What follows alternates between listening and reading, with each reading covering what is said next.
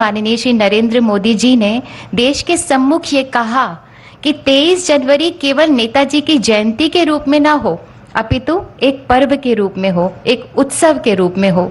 आज पूरा हिंदुस्तान मिलकर पराक्रम दिवस मना रहा है। मैं नमन करती हूँ नेताजी सुभाष चंद्र बोस को और नमन करती हूँ उस सोच को जिसने इसको पराक्रम दिवस के उत्सव के रूप में मनाने की हम सबको प्रेरणा दी। एक बार जोरदार तालियों से हम सभी माननीय प्रधानमंत्री जी का अभिवादन करना चाहते हैं। और अब हम निवेदन करते हैं माननीय गृह एवं सहकारिता मंत्री श्री अमित शाह जी से कि कृपया स्वागत संबोधन दें। और अब हम निवेदन करते हैं माननीय गृह एवं सहकारिता मंत्री श्री अमित शाह जी से कि कृपया स्वागत संबोधन दें।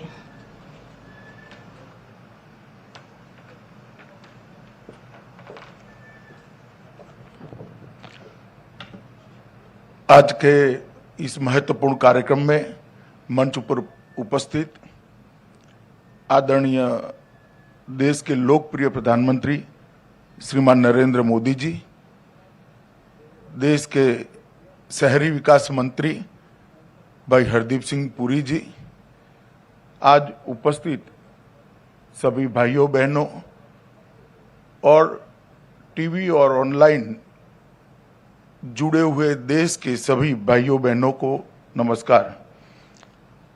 आज जैसे कि हम सब जानते हैं, नेताजी का जन्मदिन है, 125वां जन्मदिन है और कुछ समय पहले ही हमारे प्रधानमंत्री नरेंद्र मोदी जी ने नेताजी के जन्मदिन को पराक्रम दिन के रूप में मनाने की शुरुआत करी।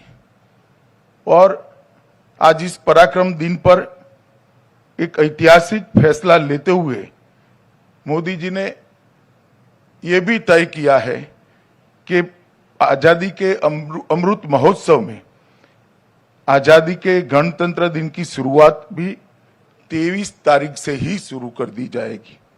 मित्रों, नेताजी की 125वीं जयंती को मनाने के हिस्से के रूप में इंडिया गेट के इसी स्थान पर नेताजी सुभाष चंद्र बोस की एक भव्य प्रतिमा लगाने का एक निर्णय देश के प्रधानमंत्री जी ने लिया है। नेताजी की प्रतिमा यही मार्ग पर देश की आने वाली पीढ़ियों को अनेक सालों तक, अनेक युगों तक पराक्रम, देशभक्ति और बलिदान की प्रेरणा देगी, क्योंकि ये सिर्फ ग्रेनाइट से बनी हुई प्रतिमा नहीं होगी।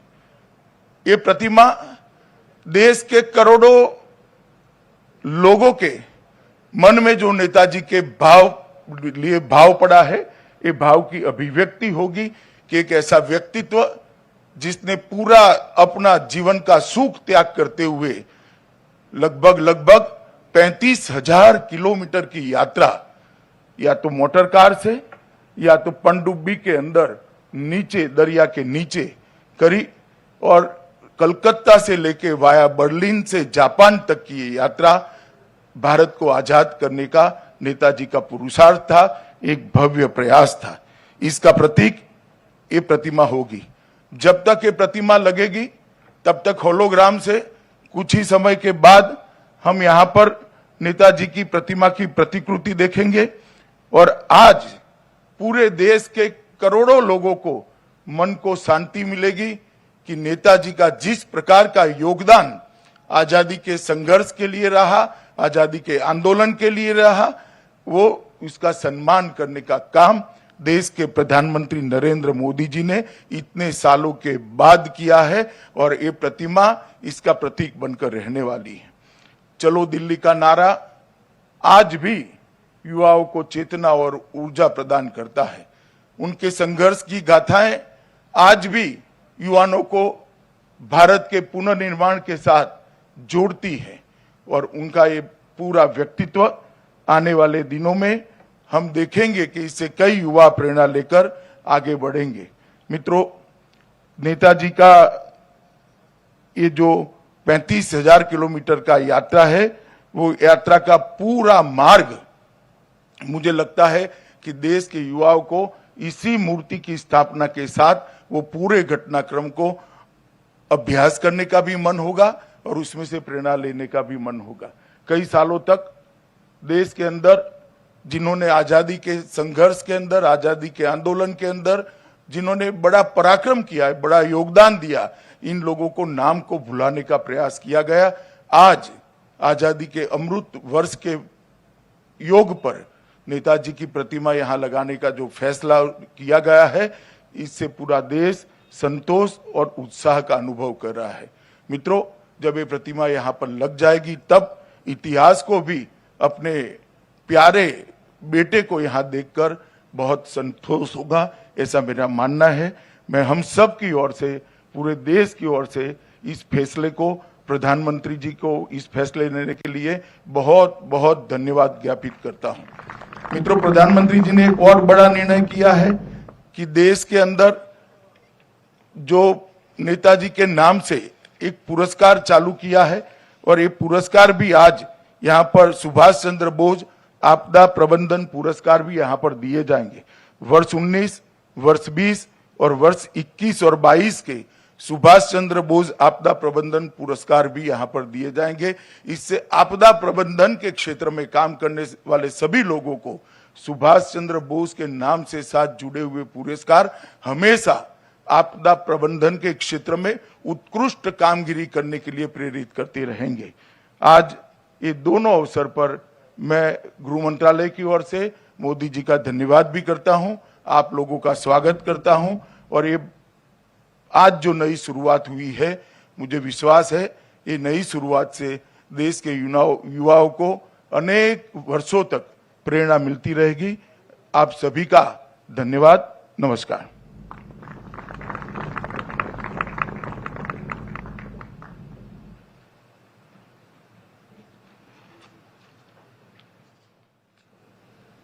बहुत बहुत धन्यवाद माननीय आपका।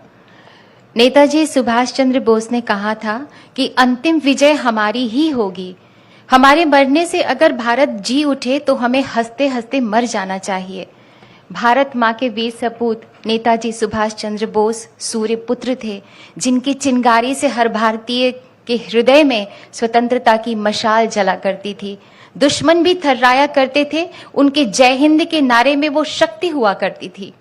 आजाद हिंद फौज का वो प्रेरणा गीत कदम कदम बढ़ाए जा आज भी हमारे रोंगटे खड़े कर देता है।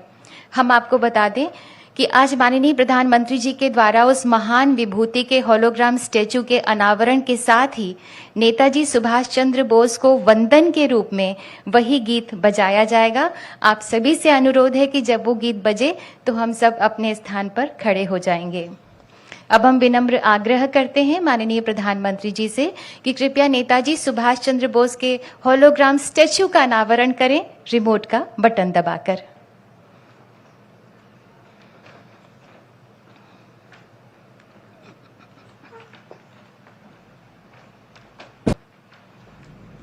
बहुत बहुत धन्यवाद माननीय आपका। नेताजी सुभाष चंद्र बोस की प्रेरणा से पराक्रमी भारत न पराजित हुआ है, न झुका है, न रुका है। माननीय प्रधानमंत्री जी कहते हैं कि हमें बलिदानियों, स्वतंत्रता सेनानियों की तरह देश के लिए मरने का अवसर चाहे न मिला हो, लेकिन हम देश के लिए जीकर तो दिखा सकते हैं। आज उन व्यक्तियों या संगठनों को पुरस्कृत किया जाएगा जो आपदाओं के कारण मानव पीड़ा को कम करने के लिए निस्वार्थ भाव से परिश्रम पूर्वक काम कर रहे हैं। हम माननीय प्रधानमंत्री जी से विनम्र अनुनय करते हैं कि कृपया सुभाष चंद्र बोस आपदा प्रबंधन पुरस्कार अपने कर कमलों द्वारा प्रदान करें। 2019 के लिए ये पुरस्कार दिया जा रहा है 8वीं बटालियन एनडीआरएफ। पुरस्कार ग्रहण कर रहे हैं श्री पीके तिवारी। 8वीं बटालियन एनडीआरएफ ने 2009 से 2018 तक 310 से ज्यादा आपदा बचाव अभियान के जरिए 14,465 मानव जीवन की रक्षा की। 10 लाख लोगों को कैपेसिटी बिल्डिंग, अवेयरनेस तथा ट्रेनिंग प्रोग्राम से जोड़ा। 2020 के लिए ये पुरस्कार दिया जा रहा है श्री के एम सिंह, पूर्व डीजी सीआईएसएफ। आपने 3 टियर डिजास्टर रिस्पांस मैकेनिज्म के निर्माण की नींव रखी। आपदा प्रबंधन के सभी चरणों में सिविल डिफेंस के एक्टिव पार्टिसिपेशन की परिकल्पना को भी आपने प्रतिपादित किया। 2020 के लिए ही disaster mitigation and management centre Uttarakhand को पुरस्कार दिया जा रहा है। पुरस्कार ग्रहण कर रहे हैं Shri SA Murugesan IAS। DMMC का कार्य आपदा पूर्व तैयारी, कैपेसिटी बिल्डिंग, आपदा के बाद की प्रतिक्रिया तथा रिहैबिलिटेशन पर केंद्रित है। वैज्ञानिक तथा शैक्षिक संस्थाओं और राज्यों के विभागों के बीच संवाद स्थापित किया जाता है। 2021 के लिए पुरस्कार दिया जा रहा है श्री राजेंद्र कुमार भंडारी को। आप डिजास्टर मिटिगेशन पर Indian national academy of engineering forum के अध्यक्ष हैं। आपने भारत में जियो हैजार्ड्स और भूस्खलन पर वैज्ञानिक अध्ययन की नींव रखी। भूस्खलन अध्ययन की पहली प्रयोगशाला भी स्थापित की। 2021 के लिए पुरस्कार दिया जा रहा है sustainable environment and ecological development society seeds को। पुरस्कार ग्रहण कर रहे हैं डॉक्टर अंशु शर्मा। सीड्स पिछले 28 सालों से आपदाओं और जलवायु परिवर्तन के प्रभावों से प्रभावित हो सकने वाले लोगों को रेजिलियंस निर्माण की दिशा में काम कर रही है। 2022 के लिए प्रोफेसर विनोद कुमार शर्मा को यह पुरस्कार दिया जा रहा है। भारत में DRR में आपके अग्रणी कार्य ने आपको अंतर्राष्ट्रीय पहचान दिलाई। सिक्किम राज्य आपदा प्रबंधन के उपाध्यक्ष के रूप में आपने सिक्किम को DRR लागू करने में एक आदर्श राज्य बनाया है। 2022 के लिए ही गुजरात आपदा प्रबंधन संस्थान को पुरस्कार दिया जा रहा है। पुरस्कार ग्रहण कर रहे हैं Shri PK Taneja DG। GIDM ने पेंडेमिक के दौरान मल्टी हैजार्ड रिस्क मैनेजमेंट तथा रिडक्शन के लिए 12,000 से ज्यादा प्रोफेशनल्स को ट्रेन किया। फायर से संबंधित पोर्टल, कोविड से संबंधित मोबाइल ऐप भी विकसित किया। बहुत बहुत धन्यवाद माननीय आपका और सभी पुरस्कार विजेताओं को हार्दिक बधाई। भारतवासियों, मां भारती आज गर्वित है कि उसके वीर पुत्र नेताजी सुभाष चंद्र बोस के अनन्य अनुगामी माननीय प्रधानमंत्री श्री नरेंद्र मोदी जी मां भारती की सुरक्षा, समृद्धि तथा जनता की सेवा के लिए सदैव बेचैन रहते हैं, जो स्वयं से आगे स्वदेश रखते हैं, स्वमेव से आगे ध्येय रखते हैं, जो देश हित में कड़ी से कड़ी चुनौती से डटकर जूझ जाते हैं। माननीय प्रधानमंत्री जी के नेतृत्व में आजाद हिंद फौज का वो तराना आज शब्दशः चरितार्थ हो रहा है। शुभ सुख चैन की बरखा बरसे, भारत भाग है जागा, सूरज बनकर जग पर चमके, भारत नाम सुभागा। माननीय प्रधानमंत्री जी से हमारा विनम्र अनुरोध है कि कृपया हम सबको प्रेरणा ज्योति से रोशन करें।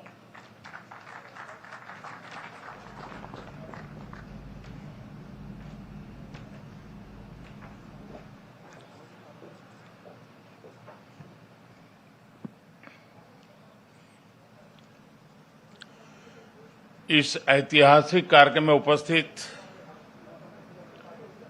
मंत्री परिषद के मेरे साथी श्री अमित शाह, श्री हरदीप पुरी जी, मंत्रिमंडल के अन्य सदस्य, आईएन के सभी ट्रस्टी, एनडीएमए के सभी सदस्यगण, jury members, NDRF, coast guards और आईएमडी के डायरेक्टर जनरल्स, आपदा प्रबंधन पुरस्कारों के सभी विजेता साथी, अन्य सभी महानुभाव, भाइयों और बहनों, भारत मां के वीर सपूत नेताजी सुभाष चंद्र बोस की 125वीं जन्म जयंती पर पूरे देश की तरफ से मैं आज कोटि कोटि नमन करता हूं। ये दिन ऐतिहासिक है, ये कालखंड भी ऐतिहासिक है और ये स्थान जहां हम सभी एकत्रित हैं वो भी ऐतिहासिक है। भारत के लोकतंत्र की प्रतीक हमारी संसद पास में है, हमारी क्रियाशीलता और लोकनिष्ठा के प्रतीक अनेक भवन भी हमारे साथ पास में नजर आ रहे हैं। हमारे वीर शहीदों को समर्पित नेशनल वॉर मेमोरियल भी पास है।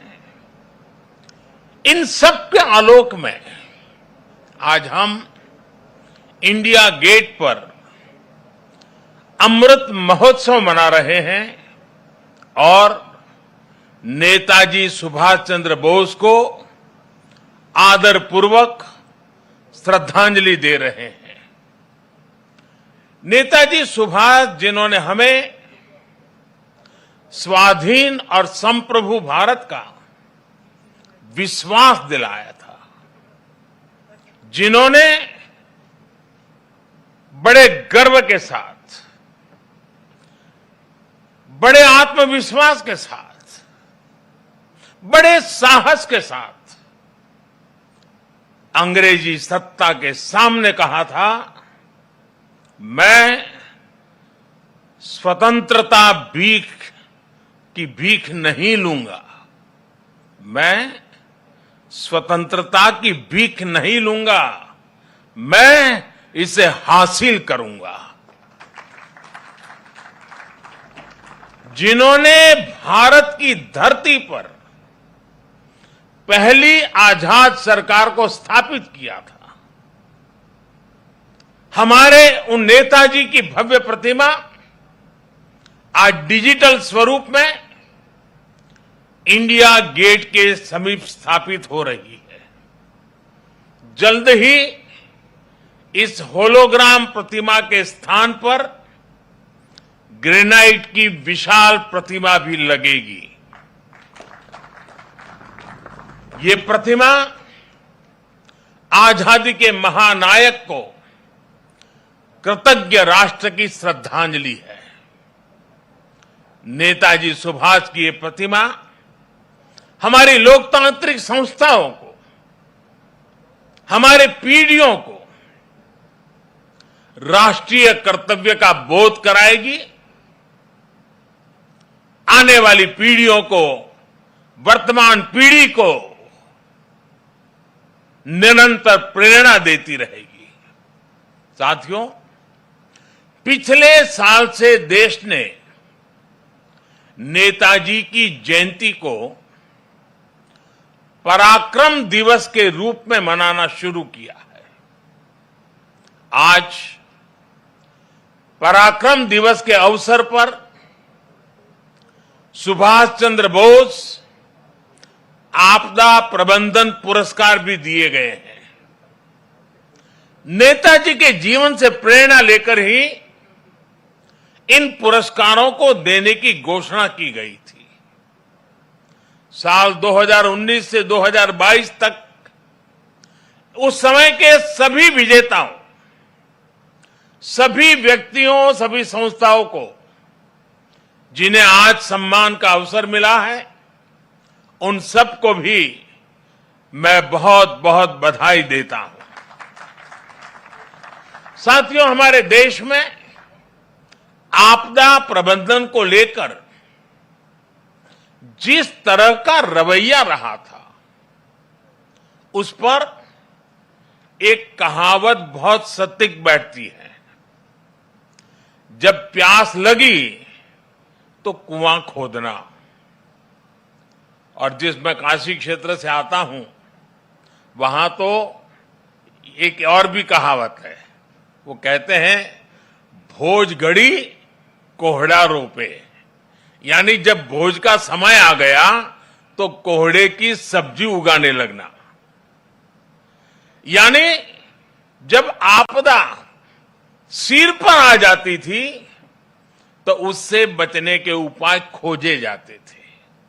इतना ही नहीं, एक और हैरान करने वाली व्यवस्था थी जिसके बारे में कम ही लोगों को पता है। हमारे देश में वर्षों तक आपदा का विषय एग्रीकल्चर डिपार्टमेंट के पास रहा था।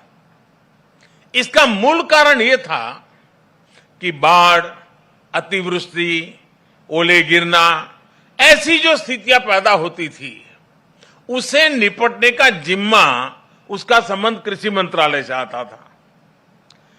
देश में आपदा प्रबंधन ऐसे ही चलता रहता था, लेकिन 2001 में गुजरात में भूकंप आने के बाद जो कुछ हुआ, देश को नए सिरे से सोचने के लिए मजबूर किया और उसने आपदा प्रबंधन के मायने बदल दिए। हमने तमाम विभागों और मंत्रालयों को राहत और बचाव के काम में झोंक दिया। उस समय के जो अनुभव थे, उनसे सीखते हुए ही 2003 में Gujarat state disaster management act बनाया गया। आपदा से निपटने के लिए गुजरात इस तरह का कानून बनाने वाला देश का पहला राज्य बना। बाद में केंद्र सरकार ने गुजरात के कानून से सबक लेते हुए 2005 में पूरे देश के लिए ऐसा ही डिजास्टर मैनेजमेंट एक्ट बनाया। इस कानून के बाद ही नेशनल डिजास्टर मैनेजमेंट अथॉरिटी, उसके गठन का रास्ता साफ हुआ। इसी कानून ने कोरोना के खिलाफ लड़ाई में भी देश की बहुत मदद की। साथियों, डिजास्टर मैनेजमेंट को प्रभावी बनाने के लिए 2014 के बाद से हमारे सरकार ने राष्ट्रीय स्तर पर चौतरफा काम किया है। हमने रिलीफ, रेस्क्यू, रिहेबिलिटेशन, उस पर जोर देने के साथ साथ ही रिफॉर्म पर भी बल दिया है। हमने एनडीआरएफ को मजबूत किया, उसका आधुनिकीकरण किया, देश भर में उसका विस्तार किया। स्पेस टेक्नोलॉजी से लेकर प्लानिंग और मैनेजमेंट तक बेस्ट पॉसिबल प्रैक्टिसेस को अपनाया। हमारे एनडीआरएफ के साथ ही सभी राज्यों के एसडीआरएफ्स और सुरक्षा बलों के जवान अपनी जान की बाजी लगाकर एक एक जीवन को बचाते हैं। इसलिए आज ये पल इस प्रकार से जान की बाजी लगाने वाले, औरों की जिंदगी बचाने के लिए खुद की जिंदगी का दांव लगाने वाले, चाहे वो एनडीआरएफ के लोग हो, चाहे एसडीआरएफ के लोग हो, हमारे सुरक्षा बलों के साथी हो, ये सब के सब उनके प्रति आज आभार व्यक्त करने का, उनको सैल्यूट करने का ये वक्त है। साथियों, अगर हम अपनी व्यवस्थाओं को मजबूत करते चलें तो आपदा से निपटने की क्षमता दिनों दिन बढ़ती चली जाती है।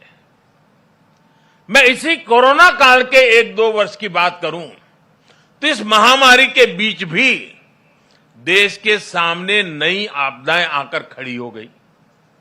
एक तरफ कोरोना से तो लड़ाई लड़ी रहे थे, अनेक जगहों पर भूकंप आए, कितने ही क्षेत्रों में बाढ़ आई, उड़ीसा, पश्चिम बंगाल समेत पूर्वी तटों पर साइक्लोन आए, गोवा, महाराष्ट्र, गुजरात, पश्चिमी तटों पर भी साइक्लोन आए।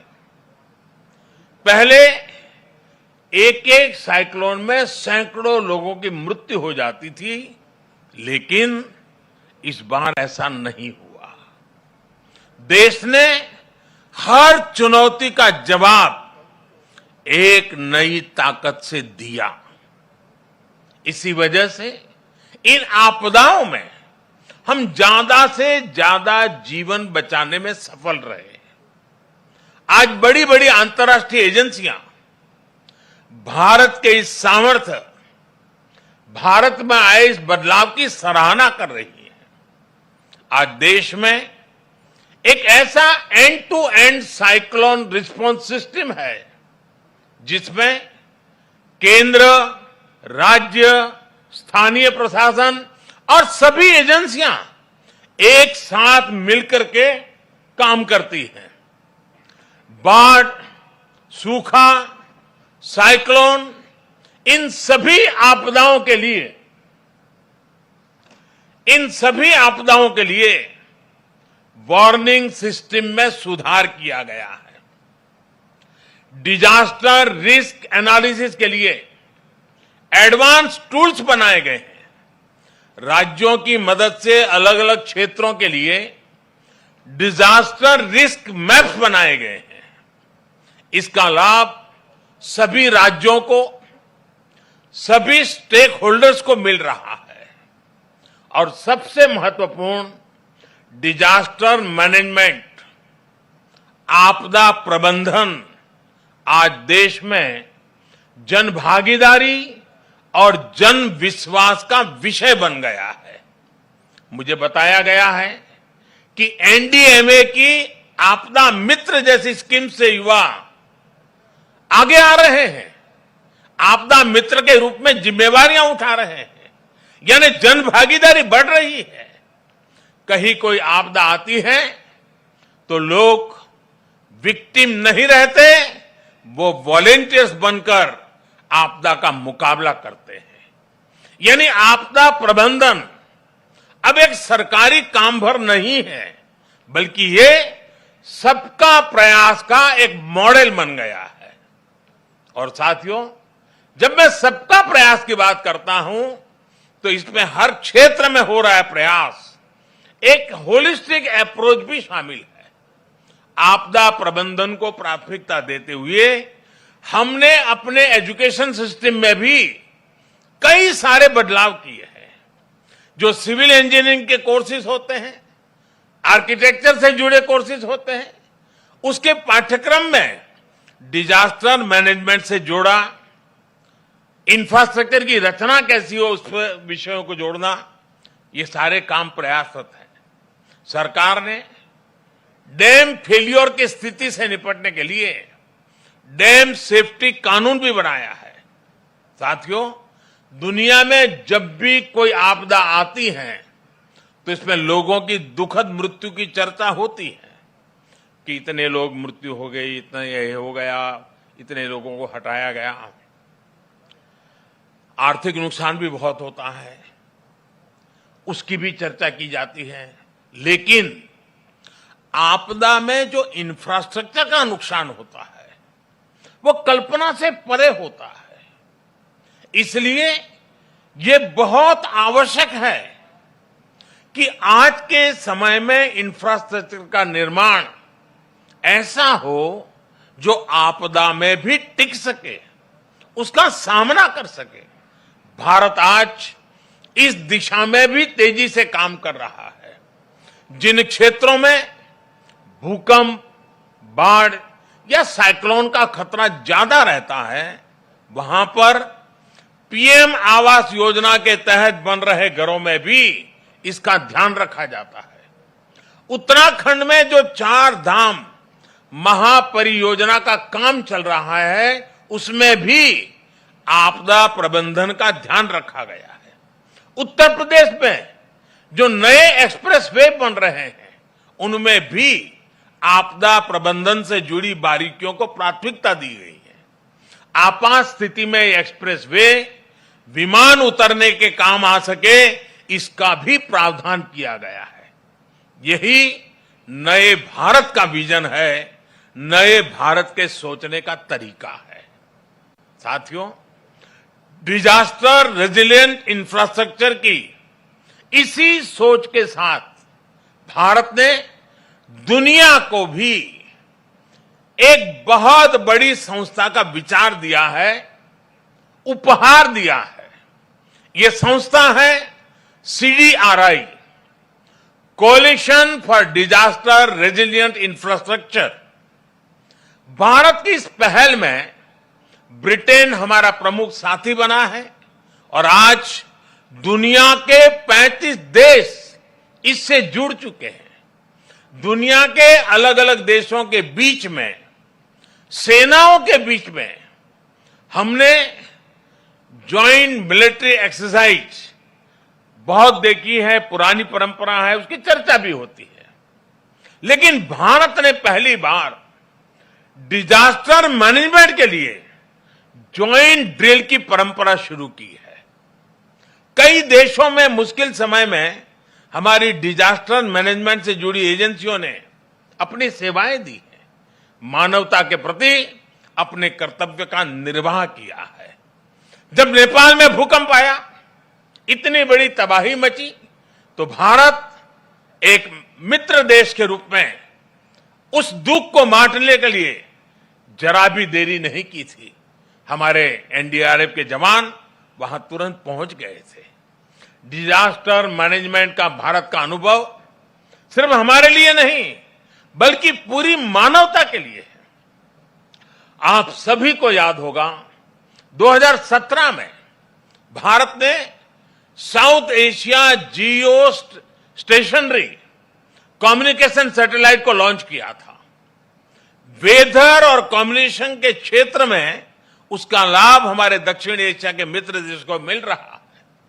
साथियों, परिस्थितियां कैसी भी हो, अगर हम में हौसला है तो हम आपदा को भी अवसर में बदल सकते हैं। यही संदेश नेताजी ने हमें आजादी की लड़ाई के दौरान दिया था। नेताजी कहते थे, कभी भी स्वतंत्र भारत के सपने का विश्वास मत खोना। दुनिया की कोई ताकत नहीं है जो भारत को झकझोर सके। आज हमारे सामने आजाद भारत के सपनों को पूरा करने के लक्ष्य हैं। हमारे सामने आजादी के 100वें साल से पहले, 2047 के पहले नए भारत के निर्माण का लक्ष्य है। और नेताजी को देश पर जो विश्वास था, जो भाव नेताजी के दिल में उभरते थे, और उनके ही भावों के कारण मैं कह सकता हूं कि दुनिया की कोई ताकत नहीं है जो भारत को इस लक्ष्य तक पहुंचने से रोक सके।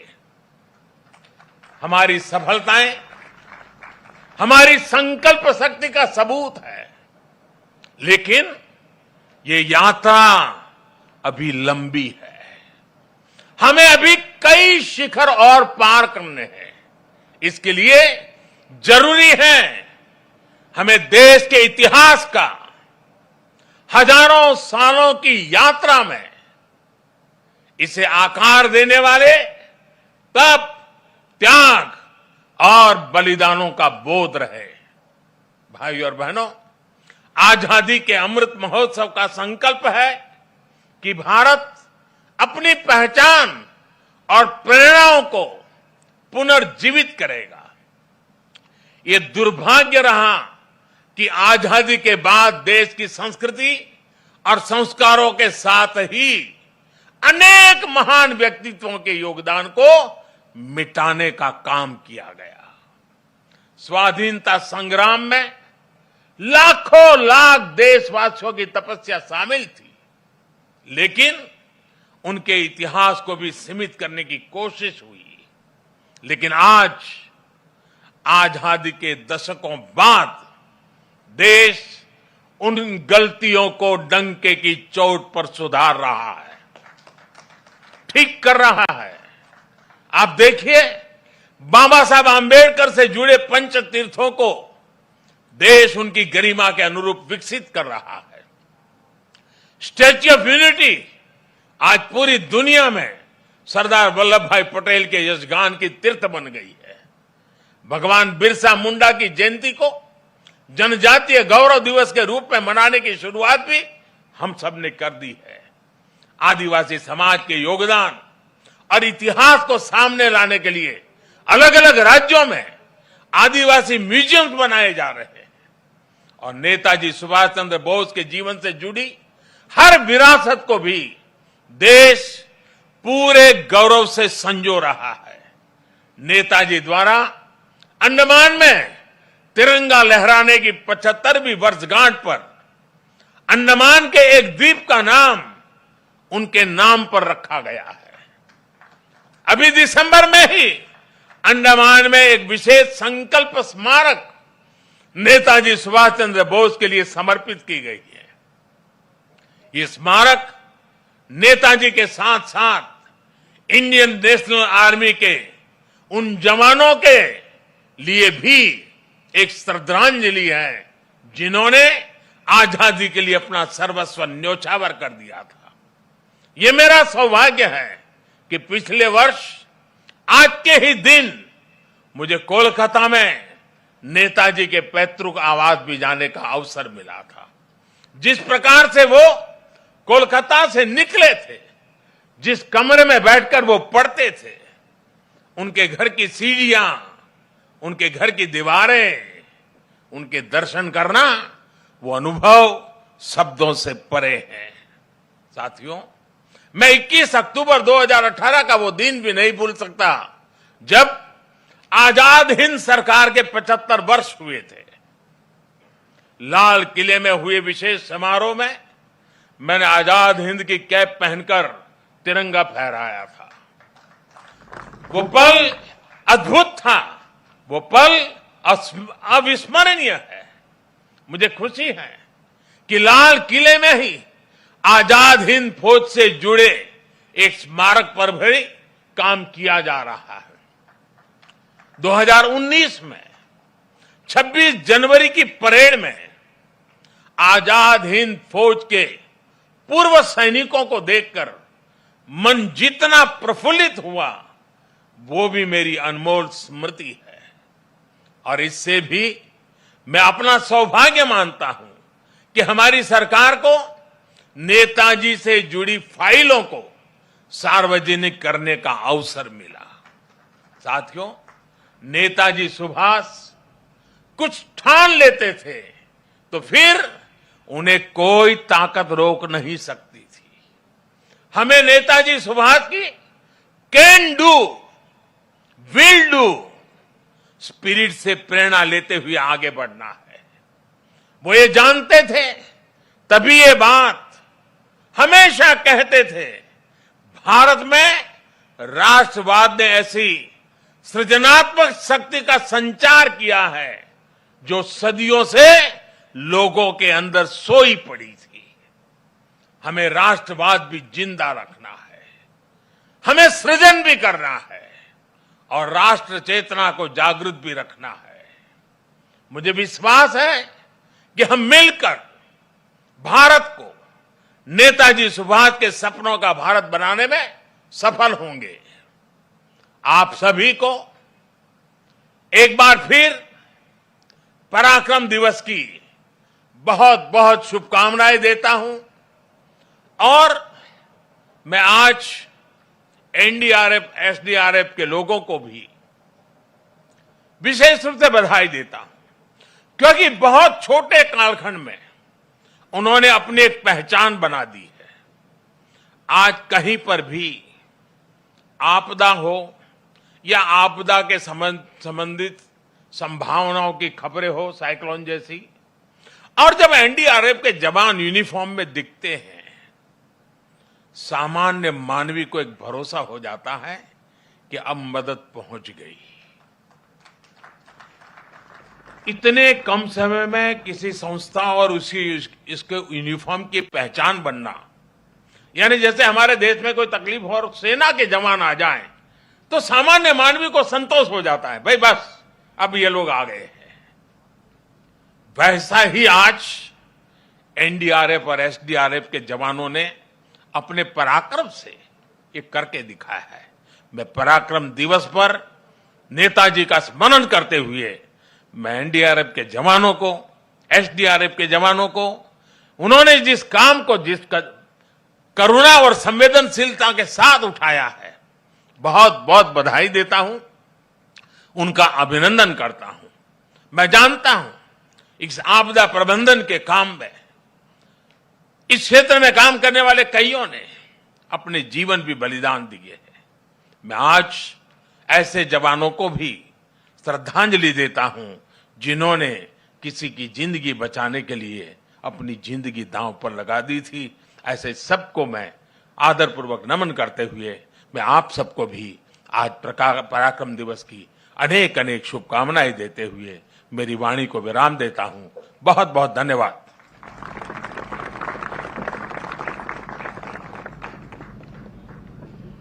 कोटि कोटि धन्यवाद माननीय प्रधानमंत्री जी, दिव्य कांति वाले शब्दों के लिए। बहुत बहुत आभार माननीय प्रधानमंत्री जी आपका।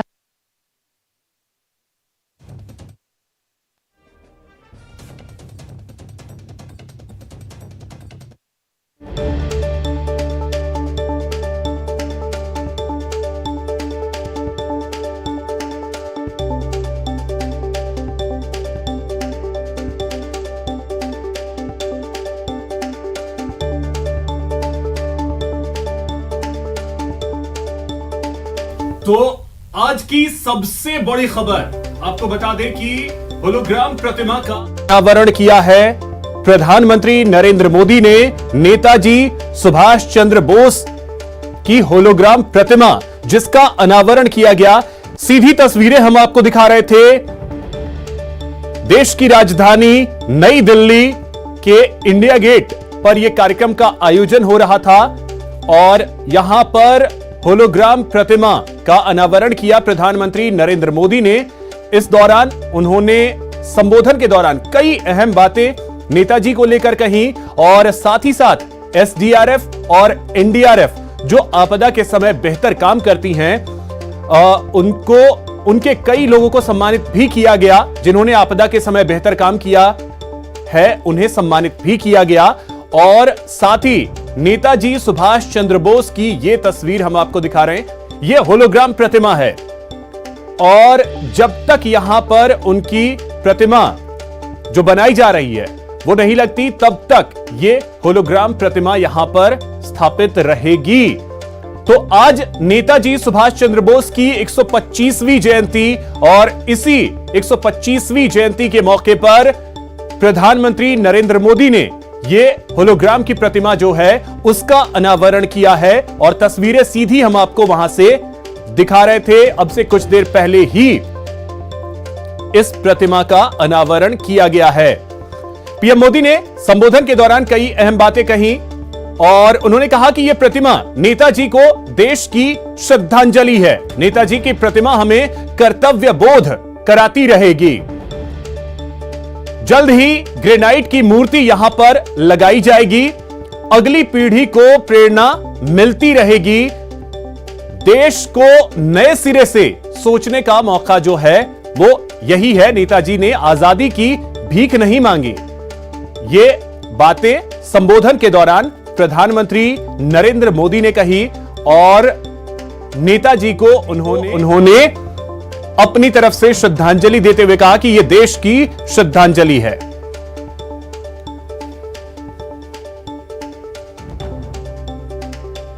मैं स्वतंत्रता की भीख नहीं लूंगा, मैं इसे हासिल करूंगा।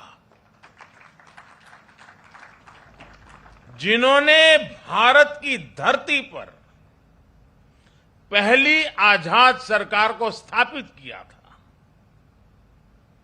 हमारे उन नेताजी की भव्य प्रतिमा आज डिजिटल स्वरूप में इंडिया गेट के समीप स्थापित हो रही है। जल्द ही इस होलोग्राम प्रतिमा के स्थान पर ग्रेनाइट की विशाल प्रतिमा भी लगेगी।